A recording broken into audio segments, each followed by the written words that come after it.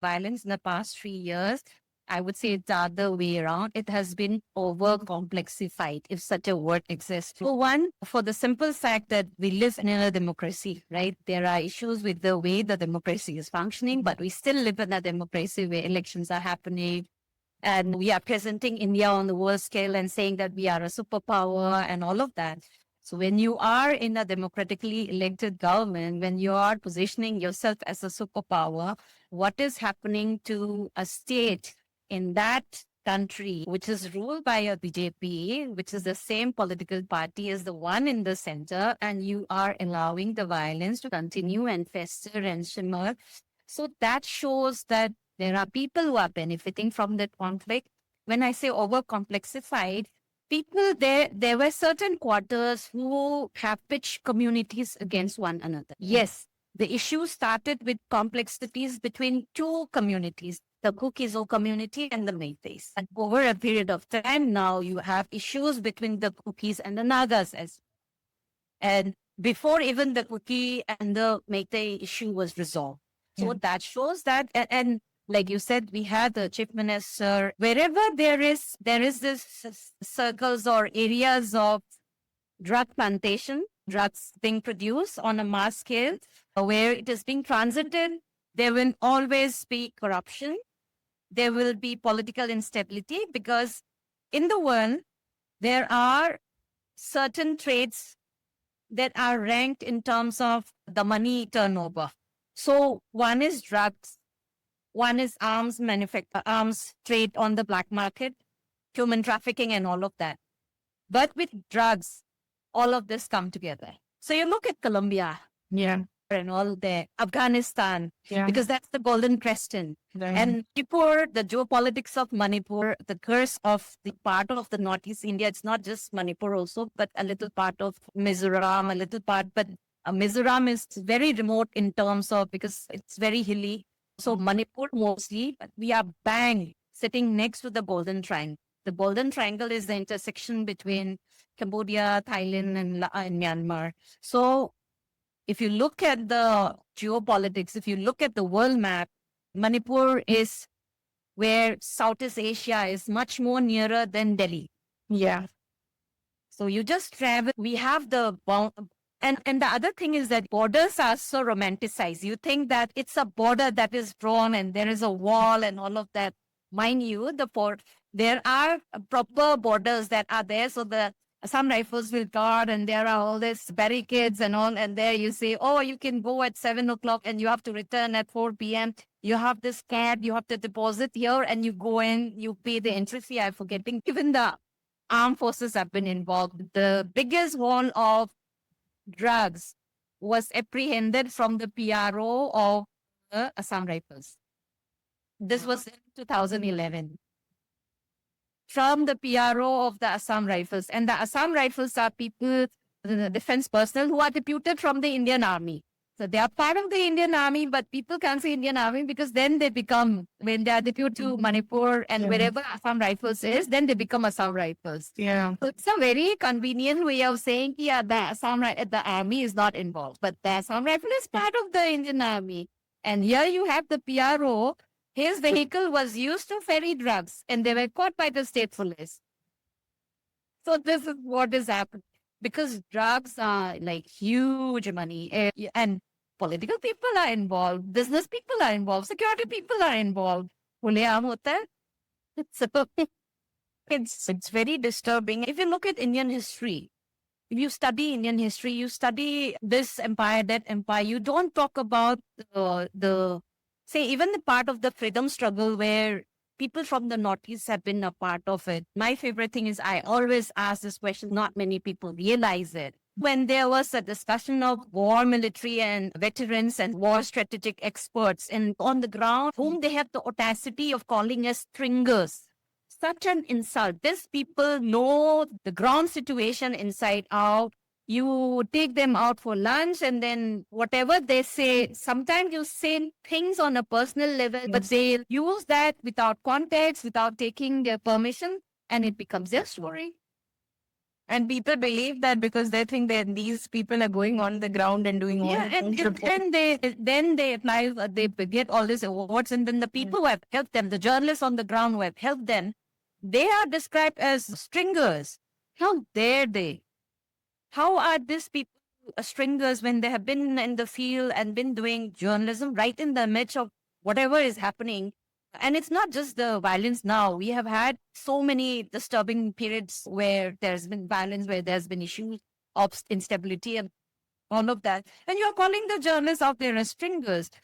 What you can do is actually collaborate on stories together and give joint bylines. Give those persons the respect that they are due. Recognize the work and the value that they bring on board. But no, and they'll come and they will make they don't have any frame where they can check whether what has been told by somebody is correct or not, and they go and make an ass of themselves.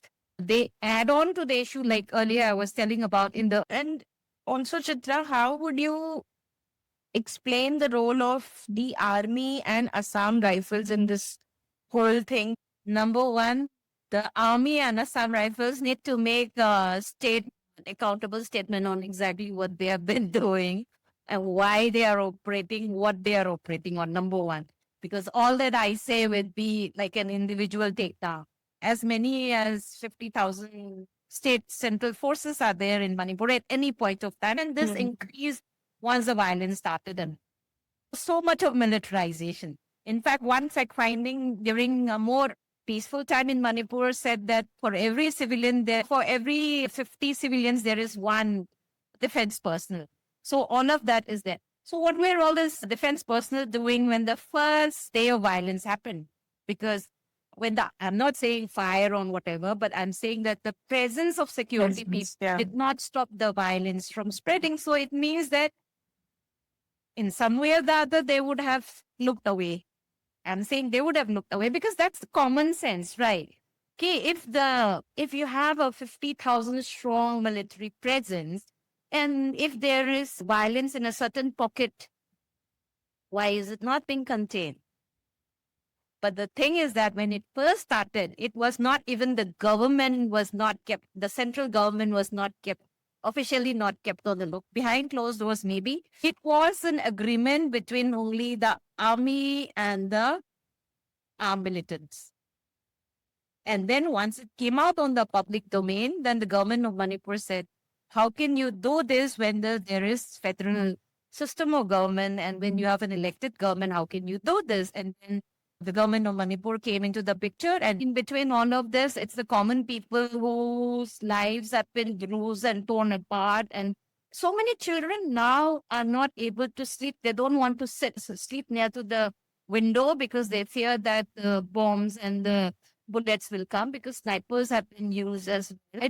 I know a lot of women who were expecting and they lost their children. They had stillbirths because of all the anxiety and the stress that the people have been having. There has been a huge, massive amount of rise in the number of people who are seeking therapy. And the therapists themselves are also burnt out because they are also a member, they are also seeing it. People are bringing their traumas to them. They are dealing with it. Who deals with the therapists themselves? Because they are also a part of the society who have gone through cycles of violence in our lifetime. It's really tough. The hatred has seeped into so much. My son, who is now 21, he said in the first year when those very disturbing visuals of the women being paraded, he said, Mama, I'm ashamed. I don't even want people to know about Manipur, because if that is going to identify where I come from, I'm ashamed. He said, I don't want to say I come from it. And that's really sad, but this is another impact of the conflict. So many different impacts are there: loss of lives, violence that seeps in, and you are losing your sense of decency. I have so many friends who have gone silent on social media. I was talking to a friend the other day, and she said, "Oh, I stopped being active on social media because I became a very hateful person on social media. I ended up targeting other. I would challenge the new age feminists. Have you ever done anything that the women of Manipur has done? Stood against people with guns, stripped and said, if you want to rape us, where they have just used their body and said that if at all you want to rape us, these were 65-year-old women who stripped before Kangla, 12 mothers. So the women and the way they just come in as lionesses. They also go wrong. It's not like they need to be worshipped and all of that. But the fact of the thing is that you take away the women of Manipur. I don't think I would know Manipur without the women of Manipur. The way they have, I feel that the way sports, even that fortitude is what show in sports. We don't have the best of structures. Yeah.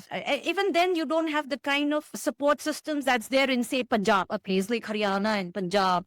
And for example, even in Orissa, where the state government is backing up hockey and all. Yeah. But so why is it that football is there? Because for a football, you just need a football and you need your skills and you need your stamina. Boxing, but you don't need born into a Meitei family. That makes me a Meitei.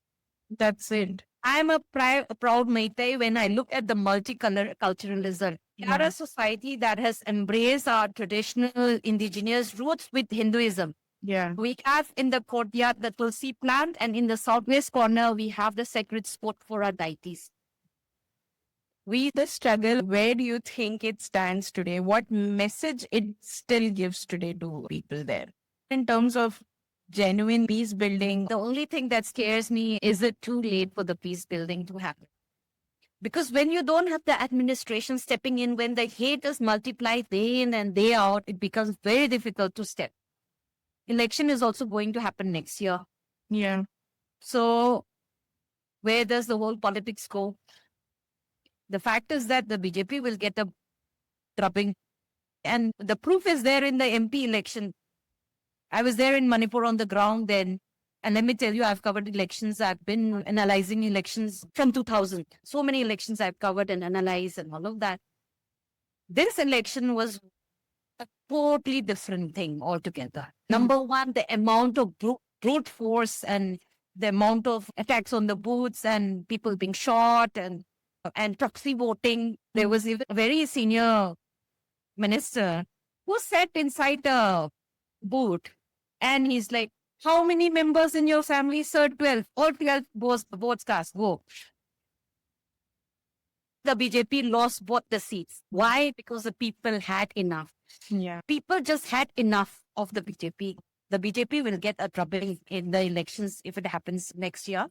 And it has to happen. But the fact is that when it comes to peace, my only worry is that are we too late now? Because, and one thing is that when the government, the new chief minister who has come on board and he was taking all these steps and all, if this had happened in the first year itself, even if it was the earlier chief minister or if a new chief minister had happened, things would have been different. Now it looks like, and he was talking peace and suddenly there have been violence has happened between the Kuki and Naga, and then there was that incident in Thonglaubi, and so many voices of calling for accountability has been muted. So there are a lot of different amalgamations happening, different parallel tracks happening. So I would say that the peace efforts is also going to be very dicey. Seriously, I'm exhausted. Capital letters, exhausted because of the weight of patriarchy that I'm subject to, because patriarchy also exists in Manipur. Then the trauma of going through being a mother. There have been times when journalists have been shot and died. And I remember my son hugging me before I was going out of the job and he saying, Mama, will you come back alive? See, when you are in the thick of things, so you don't think whether I'm coming back alive. It's just a way of life. I've had a colleague of mine at the Imphal Street Press who was shot dead, and still now we don't know who is responsible. One day he was in the office, next day his body was found with the 9mm gun by his side, and obviously the obvious explanation is unidentified forces shot at the police. We fired back, and he was shot back in the retaliatory fire. That's a template that has been used. Even now, also, all the FIRs that are being filed, they'll say, oh, miscreants fired. If you look at the case closures, I think Manipur is down there because none of the cases are, because they are saying unknown attackers fired, unknown miscreants fired. In the times of mobile towers, in the times of CCTV, you are still using this template. So that shows the complexity of the systems that are there, or the breakdown of systems, whatever you may look at it. But to come back to it's been very exhausting because so many of it is playing. And then when an armchair journalist comes all the way, and then they act so super serious, and then you have to fight for bylines. And then I say, okay, pay me, and all of that. It's terrible. It's exhausting. And at one point, when we began, we wanted our stories to be told. Within aspiring journalists look at more into terms of how many likes and subscribers. If you are doing it for likes and subscribers, don't even become a journalist, become an influencer. Do that. But if you are a journalist, you better not look at how many people are subscribing. Just do your story, put the facts out, don't judge. You are not the judge and the jury. You are just putting out things. If you are confused, you say, this is confusing. Put it down there. Somebody might address it and say, okay, you don't need to be confused because this is what is happening. It's okay to grow. It's not like I was born a journalist. No way. We started out somewhere, we learned things, and then we unlearn things also. We unlearn things, right? So it's a continuous journey. No amount of journalism degree is going to prepare you for places like Manipur. There is no easy way out. Be